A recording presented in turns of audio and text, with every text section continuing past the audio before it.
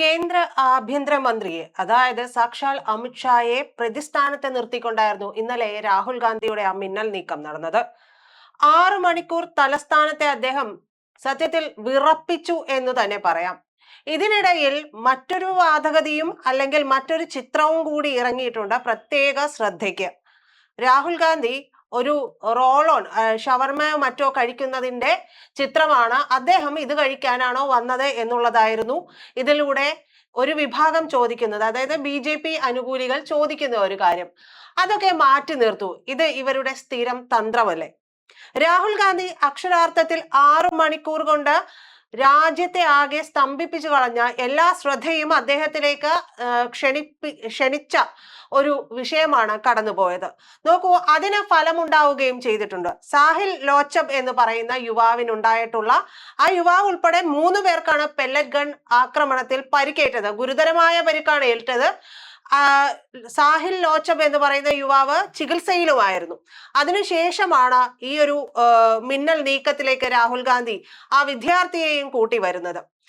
ഡൽഹിയിലെ parliament street സ്റ്റേഷനിലായിരുന്നു അദ്ദേഹം ഉപരോധം സംഘടിപ്പിച്ചത്. അദ്ദേഹം സത്യത്തിൽ അവിടെ ചെന്ന് ധർണയിലേക്ക് പോകുന്ന സമയത്ത് എന്ത് ചെയ്യണമെന്നറിയാതെ അമിത്ഷായ്ക്ക് കീഴിൽ നിസ്സഹായരായിട്ട് നിൽക്കുന്ന പോലീസിനെയാണ് കാണാൻ കഴിഞ്ഞതും.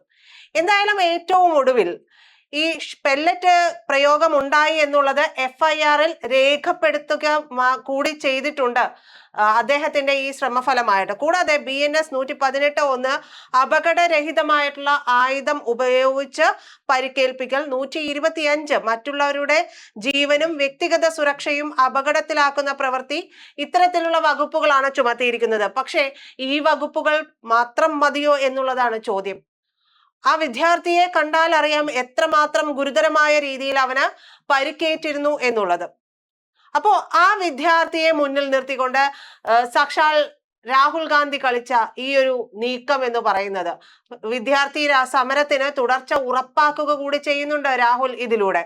പക്ഷേ ഇതിലൂടെ ഇപ്പോഴും മൗനത്തിലായിരിക്കുകയാണ് ആഭ്യന്തര മന്ത്രിയും സംഘവും. എന്തുകൊണ്ടാണ്? പാർലമെന്റ് സെഷനിലുടനീളം നമ്മൾ കാണുന്നുണ്ട് മോദിയെയും അമിത്ഷായെയും കാണുന്നില്ല. ഏറ്റവും ഒടുവിലത്തെ ദിവസം വന്നുകൊണ്ട് ചില ഗിമ്മിക്കുകൾ കാണിച്ചു പോകുകയാണ് ചെയ്തിട്ടുണ്ടായിരുന്നത്. ഈ ഗിമ്മിക്കുകൾ കാണിച്ചു പോകുന്നതിന്റെ പ്രധാനപ്പെട്ട കാരണം എന്ന് പറയുന്നത് നമുക്കറിയാം, ഉത്തരമില്ലായ്മയാണ്. ഉത്തരം മുട്ടിപ്പോയ സാഹചര്യമായിരുന്നു. RSS പോലും CJP സമരത്തെ, വിദ്യാർത്ഥി സമരത്തെ ഈ രീതിയിലല്ല അവർ ഗൗനിക്കേണ്ടിയിരുന്നത് എന്നത് തുറന്നു പറയുന്ന സാഹചര്യത്തിൽ സത്യത്തിൽ വായടഞ്ഞുപോയി അമിത്ഷായ്ക്കും മോദിക്കും. രാഷ്ട്രീയ ചാണക്യൻ എന്നൊക്കെ പറയുമ്പോഴും ഏതൊരു ചാണക്യനും പാളിച്ച സംഭവിക്കാമെന്നുള്ള വിഷയം കൂടി ഇതിലൂടെ നമുക്ക് വെളിവാവുകയും ചെയ്യുന്നുണ്ട്. തീർത്തും പ്രതിപക്ഷമില്ലാതെയായി പോയ ഇന്ത്യക്ക് ഒരു പ്രതിപക്ഷത്തെ സമ്മാനിച്ചുകൊണ്ട് CJPയുടെ ഒരു വരവ് എന്ന് പറയുന്നത് സത്യത്തിൽ പ്രതിപക്ഷത്തെ കൂടി ഉണർത്തുന്ന തരത്തിലായിരുന്നു. അതുകൊണ്ടാണ് ഈ ഒരു സമരത്തിന്റെ ബാക്കി പത്രം മുന്നോട്ട് കൊണ്ടുപോകാനായിട്ട് രാഹുൽ ഗാന്ധിയും ഇത്തരത്തിലുള്ള ഒരു ശ്രമം നടത്തുന്നത്. രാഹുൽ ഗാന്ധി ഇതിനിടയിൽ ഒരു ശ്രമം നടത്തിയിരുന്നു. നമ്മളത് ഇന്നലെ സംസാരിക്കുമ്പോഴും പറഞ്ഞിരുന്നതാണ്. മോദിയുടെ പ്രധാനമന്ത്രിയുടെ വസതിയിലേക്ക് ഒരു മിന്നൽ സ്ട്രൈക്ക് നടത്തുകയും അത് വലിയ വാർത്തയാവുകയും ഒക്കെ ചെയ്തിരുന്നു. പക്ഷെ അതിനുശേഷം എവിടെ പോയി ഇന്ത്യയുടെ സാക്ഷാൽ പ്രതിപക്ഷം എന്നുള്ള ചോദ്യം ഉണ്ടായിരുന്നു. ആ പ്രതിപക്ഷം അല്ലെങ്കിൽ ആ പ്രതിപക്ഷ നേതാവ് എവിടെ എന്നുള്ള ചോദ്യത്തിനുള്ള ഉത്തരം കൂടി ഇന്നലെ രാഹുൽ ഗാന്ധി നൽകുകയും ചെയ്യുന്നു. നോക്കൂ, രാഹുലിന്റെ ധർണ അറിഞ്ഞ കോൺഗ്രസ് പ്രവർത്തകർ കൂടുതലായി എത്തിയതോടുകൂടി പോലീസ് നിസ്സഹായരാവുന്ന അവസ്ഥയുണ്ടായി. CRPF-ലെ ദ്രുതകർമ്മസേന, RAF കണ്ണീർ വാതകം ഉൾപ്പെടെയുള്ള സജ്ജീകരണവുമായിട്ട് സ്ഥലത്തേക്ക് പാഞ്ഞെത്തുന്ന സാഹചര്യം ഉണ്ടായി. ആദ്യം എത്തിയ പ്രവർത്തകർ സ്റ്റേഷൻ പരിസരത്തേക്ക് കടന്ന് രാഹുലിനൊപ്പം കൂടുകയും ചെയ്തു. പ്രിയങ്ക ഗാന്ധി എത്തിയ ഘട്ടത്തിലും ഒപ്പം ഒട്ടേറെ പ്രവർത്തകരെ ഇരച്ചുകയറി. ഇതോടുകൂടി പോലീസിന് അപകടം മണത്തു. കാരണം ഇത്തരത്തിലൊരു സാഹചര്യത്തിലേക്ക് കൈവിട്ട രീതിയിൽ അതിനെ പ്രതിരോധിക്കുന്ന സമയത്താണ് മറ്റ് അനിഷ്ട സംഭവങ്ങൾ നമ്മുടെ രാജ്യത്ത് അരങ്ങേറിയത്. അതിന്റെ ബാക്കി പത്രമായിട്ടാണ് ഈ സാഹിൽ ലോച്ചബ് എന്ന് പറയുന്ന വിദ്യാർത്ഥിയെ കൂട്ടിക്കൊണ്ട് ഇന്നലെ രാഹുൽ ഈ മിന്നൽ നീക്കവും നടത്തുന്നത്. ഈ ഒരു സ്ട്രൈക്കിൽ സത്യത്തിൽ വിറച്ചുപോയ പോലീസ് എന്ത് ചെയ്യണമെന്നറിയില്ല. കാരണം ഇനിയൊരു ലാത്തി ചാർജോ മറ്റേതെങ്കിലും രീതിയിലുള്ള ഒരു പ്രശ്നമോ ഉണ്ടായിട്ടുണ്ടെങ്കിൽ അത് ഭരണകൂടത്തെ പോലും പിടിച്ചുലയ്ക്കുന്ന തരത്തിലേക്ക് മാറുമെന്നുള്ളത് പോലീസിനും അറിയാം. അമിത്ഷായുടെ വായിൽ നിന്ന് ഒരു വാക്ക് കേൾക്കാൻ വേണ്ടി കാത്തിരുന്ന പോലീസ്, അമിത്ഷായും നിസ്സഹായ അവസ്ഥയിലായി പോയ സമയം.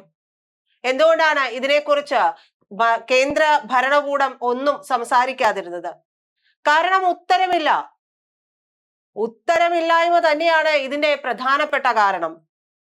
അല്ലെങ്കിൽ ഈ പാർലമെന്റ് സെഷൻ കഴിഞ്ഞു, ഇവരെന്താണ് കരുതിയത്? അവിടം കൊണ്ട് ഇത് തീർന്നു, പാർലമെന്റിനുള്ളിൽ ഇതിനെക്കുറിച്ച് സംസാരം വേണ്ട. ആ സംസാരത്തിന് വേണ്ടാത്തത് കൊണ്ട് തന്നെയാണ് അവിടെ എത്താതിരുന്നതും. അതിന് പല കാര്യങ്ങളുമൊക്കെ മോദിയും അമിത്ഷായും ഒക്കെ പറഞ്ഞെങ്കിലും അമിത്ഷാ ഏറ്റവും ഒടുവിലത്തെ ദിവസം, അതിന് മുമ്പത്തെ ദിവസം പറഞ്ഞത് എന്താണ്? സംസാരിക്കുന്നില്ല. അതും ഒരു ഭാഗത്ത് പ്രതിപക്ഷത്തിനൊരു വീഴ്ചയാണ്. വെറുതെ കാറിക്കൂവുകയല്ല, സത്യത്തിൽ അമിത്ഷായെ അതിലേക്ക് കൊണ്ടുവരികയും പാർലമെന്റിനുള്ളിലേക്ക് വരേണ്ട സാഹചര്യം ഒരുക്കുകയും അവിടെ ചോദ്യശരങ്ങൾ കൊണ്ട് മൂടുകയുമാണ് ചെയ്യേണ്ടിയിരുന്നത്. അതിന് സത്യത്തിൽ ശ്രമിച്ചില്ല. അത് ഒരു പരിധിവരെ അമിത്ഷായ്ക്കും സംഘത്തിനും ഗുണമായി എന്നുകൂടി നമ്മൾ കരുതണം. അപ്പോഴാണ് തിരിച്ച് വീണ്ടും ഇതെല്ലാം അവസാനിച്ചു എന്നുള്ള ഒരു ആശ്വാസത്തിൽ വീണ്ടും എങ്ങനെയെങ്കിലും തകർന്നു പോയ പ്രതിച്ഛായ വീണ്ടെടുക്കാനുള്ള ശ്രമങ്ങൾ നടക്കാൻ തുടങ്ങുന്നതിനിടയിൽ രാഹുൽ ഗാന്ധി ഈ ഒരു നീക്കം നടത്തുന്നത്. സത്യത്തിൽ ഒരാള് പോലും, കോൺഗ്രസ് പ്രവർത്തകർ പോലും രാഹുൽ ഗാന്ധിയുടെ ഈ ഒരു നീക്കം പ്രതീക്ഷിച്ചിട്ടില്ല എന്നുള്ളത് ഉറപ്പാണ്. കാരണം അവരിൽ പലർക്കു പോലും രാഹുൽ ഗാന്ധിയിലുള്ള വിശ്വാസം പലപ്പോഴായി നഷ്ടപ്പെട്ടു പോയിട്ടുണ്ട്. കാരണം അദ്ദേഹം പലപ്പോഴും വരുന്നു പോകുന്നു എന്നതിനപ്പുറം ഒരു വിഷയത്തെ കൃത്യമായിട്ട് ലൈം ലൈറ്റിൽ കൊണ്ടുവന്ന് നിർത്താനും അത് ചർച്ചാ വിഷയമാക്കാനും അദ്ദേഹത്തിന് കഴിഞ്ഞിട്ടില്ല പലപ്പോഴും. പക്ഷെ ഇത് അങ്ങനെ ആയിരുന്നില്ല. ഇത് വല്ലാത്തൊരു മാസ്റ്റർ സ്ട്രോക്ക് തന്നെയായിരുന്നു. അതുകൊണ്ടാണ് ഏറ്റവും ഒടുവിൽ കണ്ണീർ വാതകവും ഒക്കെ ആയിട്ട് പോലീസ് എത്തുമ്പോൾ പോലും പോലീസിന് എന്ത് ചെയ്യണമെന്നറിയാതെ പകച്ചു നിൽക്കേണ്ടി വരുന്ന ഒരു സാഹചര്യം ഉണ്ടായത്. രാഹുൽ ഗാന്ധി അവിടെയുണ്ട്, ധർണ ഇരിക്കുന്നു എന്നത് അറിഞ്ഞതോടുകൂടിയാണ് ഈ കോൺഗ്രസ് പ്രവർത്തകരും എത്തുന്നത്. ഇവർ വിചാരിക്കുന്നതിനപ്പുറത്തേക്ക് രാഹുൽ ഗാന്ധി വന്ന് കുറച്ചു നേരം ഇരുന്ന് ഇവർ വിചാരിച്ചതുപോലെ ഈ ഒരു ചിത്രമൊക്കെ പ്രചരിപ്പിച്ചത്, അതായത് ഷവർമയോ മറ്റ് റോൾ എന്തോ ഭക്ഷണ വസ്തു കഴിക്കുന്നതുമായി ബന്ധപ്പെട്ടുള്ള ചിത്രം പ്രദർശിപ്പിച്ച് കഴിഞ്ഞിട്ടുണ്ടെങ്കിൽ ഇവർക്ക് ഇത് എങ്ങനെയെങ്കിലും അടക്കി വെക്കാം എന്നുള്ളതായിരുന്നു കാര്യം. പക്ഷെ അതും നടന്നില്ല. സത്യത്തിൽ BJPയുടെ എല്ലാ ആയുധങ്ങളും എല്ലാ അസ്ത്രങ്ങളും അസ്ഥാനത്തായി പോകുന്ന കാഴ്ചയല്ലേ കാണുന്നത്. അയോധ്യയുമായി ബന്ധപ്പെട്ടുള്ള വിഷയം, അതിലും വലിയ പുകിലാണ് നടക്കുന്നത്. വിദ്യാർത്ഥി രാഷ്ട്രീയവുമായി ബന്ധപ്പെട്ടുള്ള വിഷയം, അത് കൈകാര്യം ചെയ്യുന്നതിൽ തന്നെ വലിയ പാളിച്ചയുണ്ടായി. ആ വിദ്യാർത്ഥികളോട് നേരെ ചൊവ്വെ സംസാരിച്ചിരുന്നുവെങ്കിൽ പോലും ഒരുപക്ഷെ ഇത്രത്തോളം ഒരു മാനക്കേട് BJPക്ക് ഉണ്ടാകുമായിരുന്നില്ല. അവിടെയും കഴിഞ്ഞ് ഇത് മുന്നോട്ട് പോകുമ്പോൾ ഇവര് ചെയ്യുന്ന കാര്യങ്ങൾ എന്ന് പറയുന്നത് ഒരിക്കലും ന്യായീകരിക്കാൻ കഴിയാത്തത് കൂടിയാണ്. എന്തായാലും ആർക്കും പ്രവേശനം ഉണ്ടാകാത്ത രീതിയിൽ അപകടം മണത്ത പോലീസ് സ്റ്റേഷന്റെ വാതിൽ കവാടം അടയ്ക്കുകയാണ് ഉണ്ടായിട്ടുള്ളത്. ഇതോടുകൂടി കോൺഗ്രസ് പ്രവർത്തകര് പുറത്തിരുന്നു കൊണ്ട് രഘുപതി രാഘവ രാജാറാം എന്ന ആലാപനം തുടങ്ങിയതോടുകൂടി സമരത്തിന്റെ ആവേശം കൂടുന്ന സാഹചര്യം ഉണ്ടായിരുന്നു. ഈ ഒരു ആലാപനം പോലും സത്യത്തിൽ അപ്രതീക്ഷിതമല്ലേ? നമ്മൾ പോലും പ്രതീക്ഷിക്കാത്ത ഒരു രീതിയിലേക്കല്ലേ ഈ സമരത്തെ കൊണ്ടുപോയത്?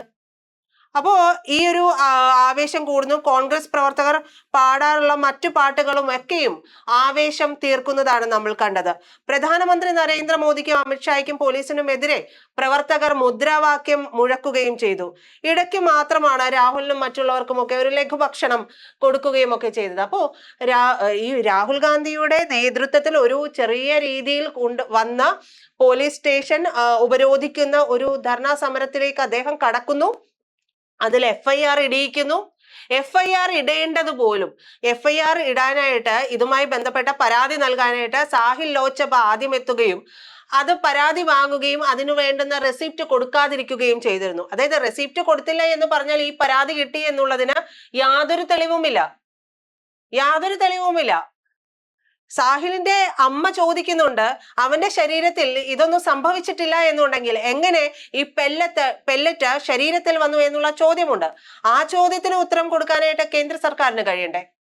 കേന്ദ്ര സർക്കാരിന് അതിനും കഴിയുന്നില്ലല്ലോ. അപ്പോൾ ഈ കാര്യങ്ങളെല്ലാം മൂടി വെക്കാൻ വേണ്ടിയിട്ടായിരുന്നു സാഹിൽ വന്ന് പരാതി നൽകുമ്പോൾ അതിന് റെസിപ്റ്റ് കൊടുക്കാതിരുന്നത്. ഇപ്പോൾ റെസിപ്റ്റ് ആയിരിക്കുന്നു, FIR-ൽ പെല്ലറ്റ് ഗൺ ആക്രമണം ഉണ്ടായി എന്നുള്ളത് ചേർത്തിരിക്കുന്നു, കൂടാതെ വകുപ്പുകളും ചേർത്തിരിക്കുന്നു. ഈ വകുപ്പുകളൊക്കെ എത്രത്തോളം നിലനിൽക്കുമെന്നുള്ളത് നമുക്കറിയില്ല.